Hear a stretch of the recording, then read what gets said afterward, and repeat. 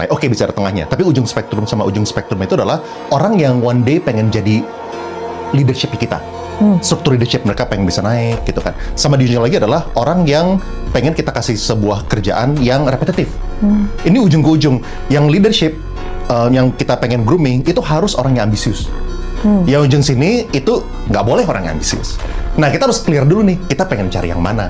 Soalnya kalau misalnya kita salah masukin orang, itu udah pasti hasilnya nggak bagus gitu. Contoh, kalau misalnya pekerjaan ini misalnya CS gitu misalnya, atau nggak admin gitu misalnya.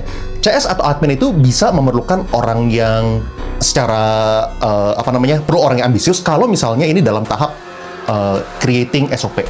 Misal kita baru ngebikin divisi ini, kita butuh orang yang ambisius ini. Tapi kalau misalnya SOP udah jalan, ini repetitif terus, nggak ada perubahan, nggak ada inovasi, kita butuh orang yang satisfied dengan repetitive job gitu. Nah, jadi kalau misalnya kita itu salah rekrut, itu pasti salah semua gitu. Atau nggak sebaliknya, kalau misalnya orang ini adalah tidak ambisius, tapi kita memposisikan dia sebagai posisi yang leadership, yang perlu naik, itu pasti salah juga. Kayak kita nuntut terus, kok lu nggak bisa-bisa segala macam, padahal ya keperluannya bukan itu. Misalnya, kok lu jam 5 sore udah balik gitu loh, ini yang lain-lainnya pada masih kerja keras, ya dia tipenya bukan yang ambisius, salah rekrut itu. Nah, jadi yang pertama itu harus identifikasi dulu nih, dia ini posisi yang mana.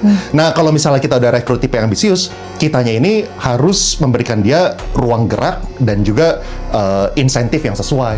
Kalau misalnya kitanya nggak kasih dia ruang gerak, contoh, kita kasih dia pekerjaan yang terlalu simple, terlalu basic, nggak kasih dia challenge. Habis itu kalau misalnya dia naik kelas, kalau misalnya dia bisa fulfill task tersebut, kitanya nggak kasih dia insentif tambahan, ya dia pasti kecewa juga gitu. Nah, jadi kitanya sebagai leader, kitanya harus pintar gitu.